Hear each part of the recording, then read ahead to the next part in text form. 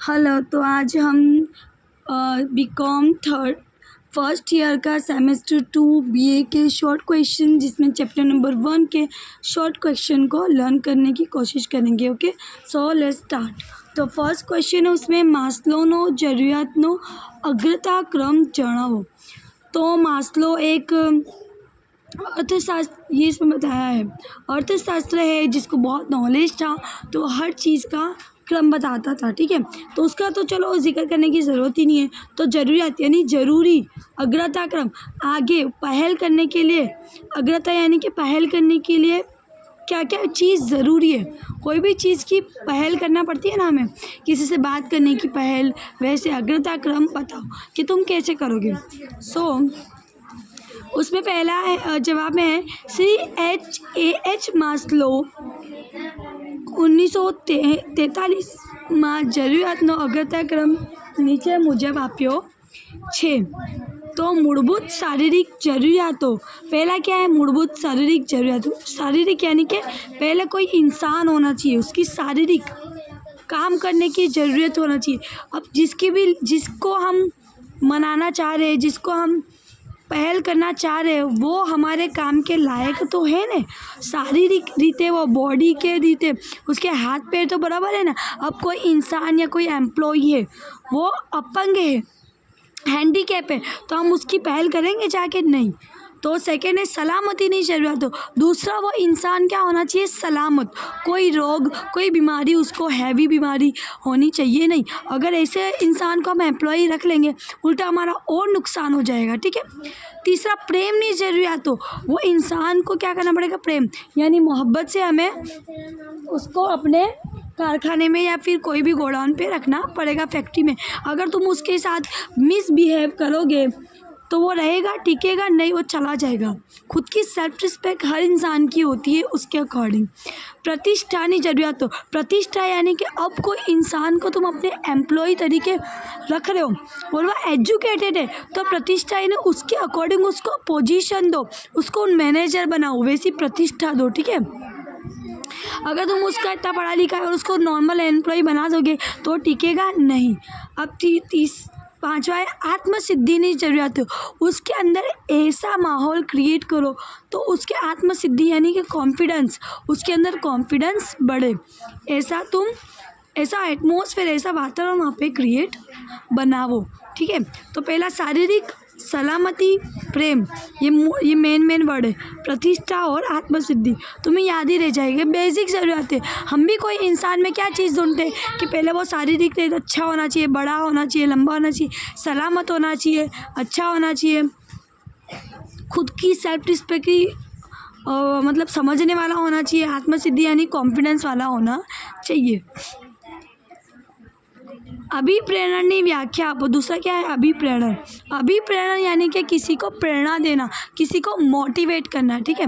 श्री જોશીએ અભિપ્રેરણની વ્યાખ્યા આપતા જણાવે છે કે કામ કરવા કોઈને કે પોતાને કામ કરવા પ્રેરવાની ક્રિયાને અભિપ્રેરણ કહેવાય છે।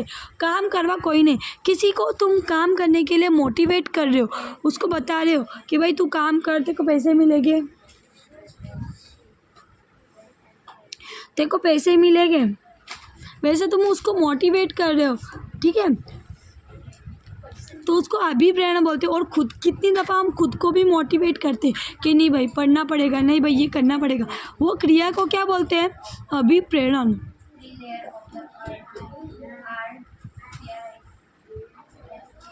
ठीक है। श्री EFL બ્રેચના અભિપ્રાય મુજબ જૂથ પ્રત્યે વફાદારી પ્રાપ્ત કરવી, તેને સોંપેલું કામ પૂરું કરાવવું અને એકલે ઉપાડેલા કામમાં અસરકારક સહકાર પ્રાપ્ત કરવાની ક્રિયાને અભિપ્રેરણ કહેવાય।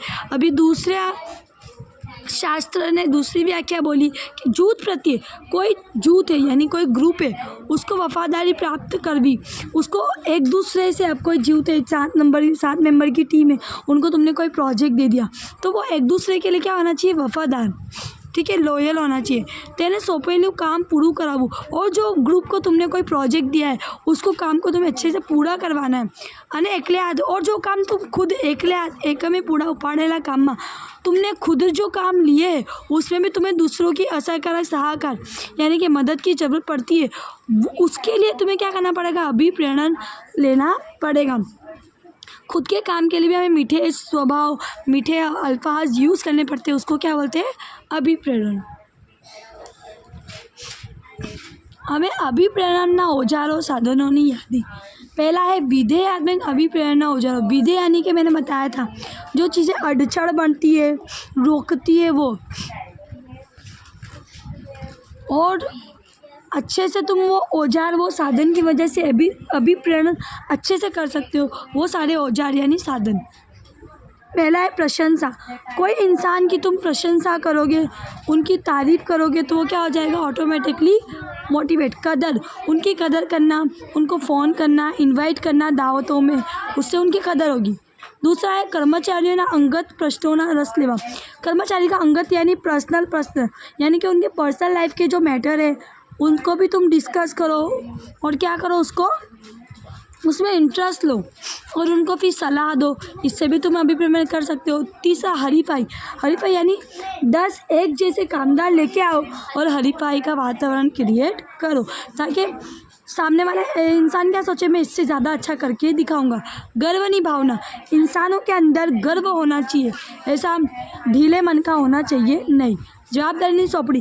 अब कोई इंसान को तुम कोई काम सौंप रहे हो तो उनको कोई जवाबदारी भी दो।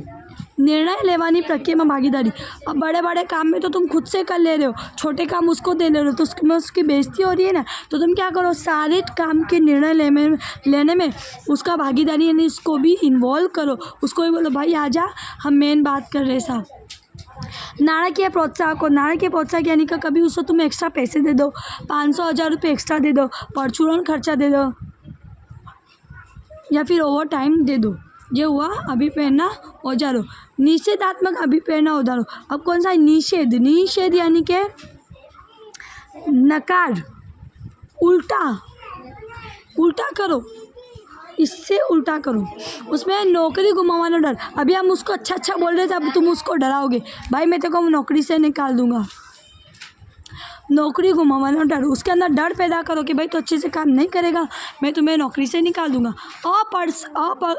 अपकर्ष यानी उसके साथ थोड़ा कड़क व्यवहार रखो।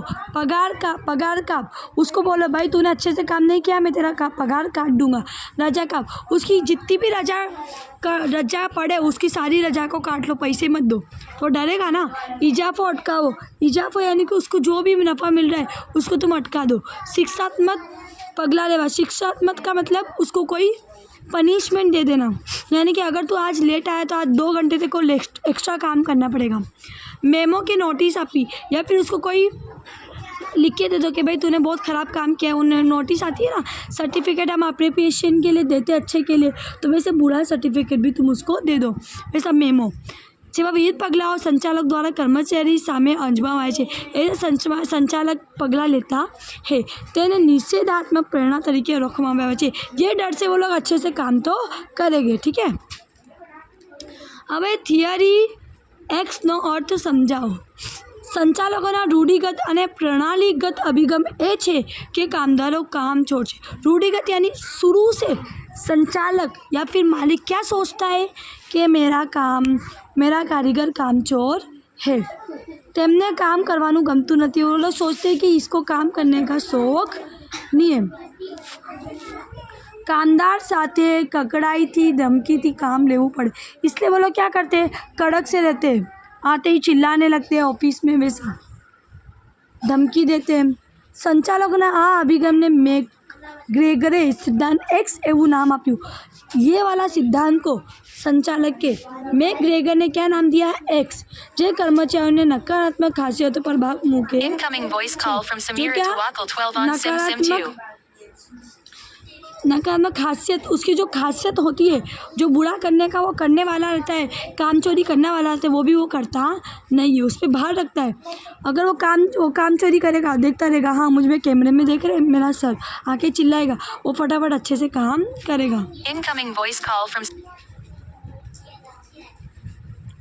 थियरी एक से धारणा, उसकी धारणा क्या है?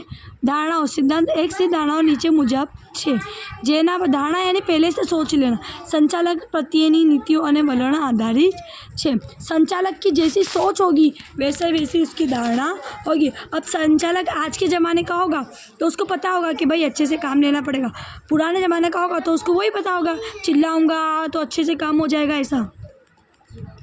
પહેલાં क्या है? સરેરાશ માનવી સ્વભાવે જ આળસુ છે, ઓછામાં ઓછું કામ કરે છે, શક્ય હોય તો કામને टाळे છે।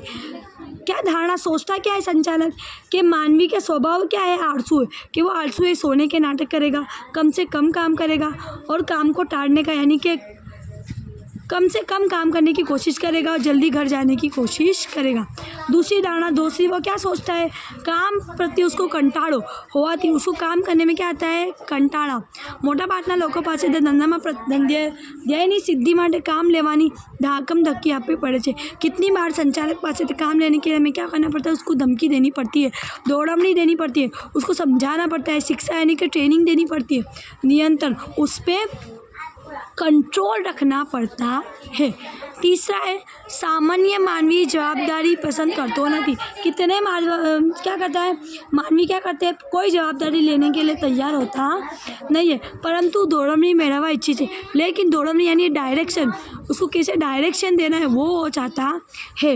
तेमने कोई महत्वाकांक्षा होती नहीं, उसको कोई भी महत्वाकांक्षा है नहीं, उसको कोई पर्सनल रिलेशन होता है नहीं कि मैं अच्छे से काम करूँगा तो मैं खुश हो जाएगा, ऐसा कोई मानवी चाहता नहीं है।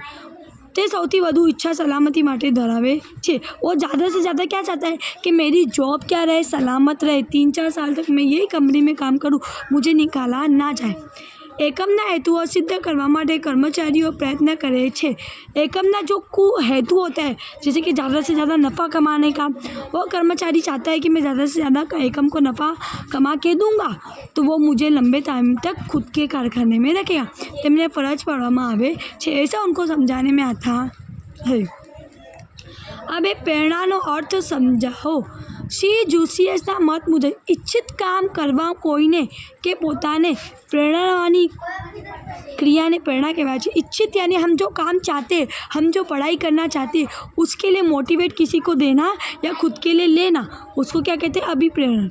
अब सीटी मॉर्गन मत मुजब अभिप्रेरण एक आंतरिक स्थिति थी। क्या है? पर्सनल स्थिति है। कोई इंसान कितना भी तुम्हें समझा दो, लेकिन तुम्हें अंदर से अगर कभी फीलिंग नहीं आई कि मुझे पढ़ना है तो तुम पढ़ सकते नहीं हो, आंतरिक है। ये व्यक्ति अमुक लक्ष्य प्रति दौड़ी जाए छे, तो व्यक्ति अंदर से समझता है कि मुझे ये लक्ष्य को प्रति दौड़ी यानी भागना, वो लक्ष्य मुझे हासिल करना है। निषेधात्मक प्रेरणा એટલે શું? પર અમને પઢાના નિષેધાત્મક પ્રેરણાના નિષેધાત્મક સાધનોનો પ્રેરણા માટે ઉપયોગ કરવામાં આવે છે। સાધન हमने पढ़े ना, यानी डर देना, उन लोग को रजा काट देना, उन लोग की उनको डराना, उनके पगार को काट लेना, ये सारी चीज़ें जो डर पैदा करती है। निषेधात्मक साधनों कामनी परिस्थिति अंगेना अणगमता परिबळो छे। अणगमता, ये जो पगले हैं वो क्या है? अणगमते। कोई कारीगर ये पगले को पसंद करता नहीं है कि सेठ मेरी प्रजा काटे या पगार काटे, જેનાથી કર્મચારીઓ दूर રહેવાનું પસંદ કરે છે। तीसरे कर्मचारी क्या सोचता है कि भाई ऐसे काम नहीं करूँगा जिससे मेरी रजा कटे। आवा प्रेरणाना साधनों नकारात्मक અને શિક્ષાત્મક સ્વરૂપના હોય છે। कैसा होता है? नकार यानी गलती है ना, शिक्षात्मक यानी कि पनिशमेंट है, જેમ કે नौकरी गुमावવાનો डर, अप्रकस पगार का, प्रजा का, मेमो, नोटिस वगैरह, ये सब ऊपर समझाया मैंने। હર્ષબર્ગની અભિપ્રેરણા થિયરીમાં જણાવેલું તંદુરસ્તી પરિબળો, प्रेरणा परिबळोની यादी आपो। चलो, उसने क्या थियरी में क्या मतलब परिबळ बताए तो नीचे जણાવેલ છે। आरोग्यना परिबळो के तंदुरस्तीना परिबळो। पहला कौन सा? आरोग्य, शारीरिक से हमारी हेल्थ क्या होना चाहिए? तंदुरुस्त बराबर होना चाहिए, जिम वाला होना चाहिए। कंपनी नीति અને વહીવટ। હર્ષબર્ગ આરોગ્યના 10 પરિબળો વર્ણવ્યા છે, બતાવ્યા કુછને 10 પરિબળ।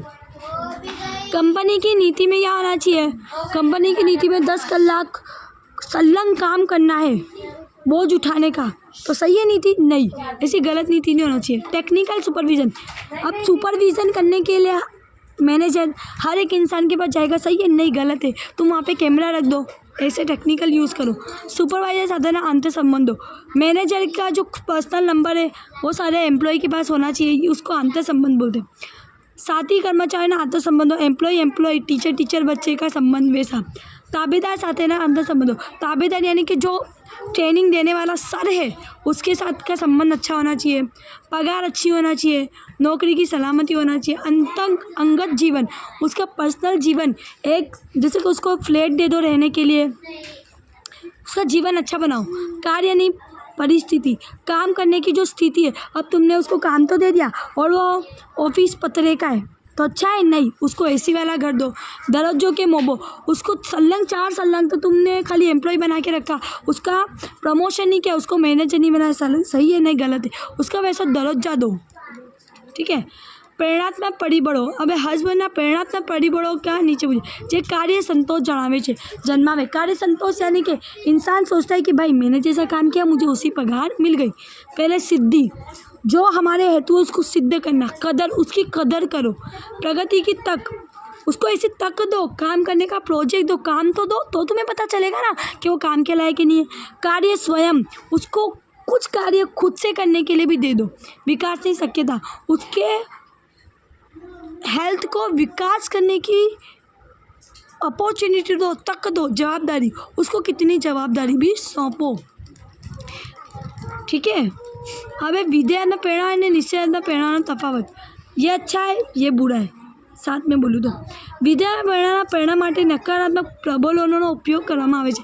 નકારાત્મક પ્રબળ, लोभ यानी कि पैसा, उसको तुम पैसे देख के जो अच्छे रूप में जो प्रेरणा दोगे उसको विधेयक। निषेधात्मक यानी जो दड़ा धमका के कर रहे हो वो। निषेधात्मक प्रेरणाમાં અભિપ્રેરણ માટે નકારાત્મક પ્રલોભનોનો ઉપયોગ કરવામાં આવે છે। નકાર यानी गलत। विधेयात्मक प्रेरणाનો कर्मचारीઓનો सहर स्वीकारे છે। कर्मचारी दिल से स्वीकार करता है और इसमें कर्मचारी दूर रहना पसंद करे છે। डरता है ना इससे। तो तीसरा, शिक्षात्मक स्वरूप ना होता नहीं, उसमें कोई पनिशमेंट नहीं दे रहे, इसमें तुम पनिशमेंट दे रहे। काम नहीं कदर, पगार वधारो, बढ़ती, रजा पगार, लाभ वगैरह समझता, ये अच्छे हैं सारे। और ये पगार को काट कर दिया, रजा कट कर दी, तिरस्कार यानी उसकी बेइज्जती करी, सलामती भी उसको कोई तरह की दी नहीं, वो समावेश। लांबा गाड़े कर्मचारी जुस्सों पर अनुकूल असर થાય છે। लांबा गाड़े ये क्या करता है, कर्मचारी यहाँ पे रहने का सोचता है, या लांबा गाड़े कर्मचारी जुस्सा पर प्रतिकूल यानी गलत असर होती है। कंपनी, अगर एम्प्लॉय को अच्छी जॉब दूसरी कंपनी में मिल गई, फटक से भाग जाएगा। अगर तुमने ये सारे गलत काम किए तो पगार काट दिया, उसको ऐसा किया, परेशान किया, तो ठीक है। तो ये शॉर्ट क्वेश्चन ख़त्म हुए, इनको आप 2-3 दफ़ा देख लोगे तो आपको याद हो जाएगा। Thank you.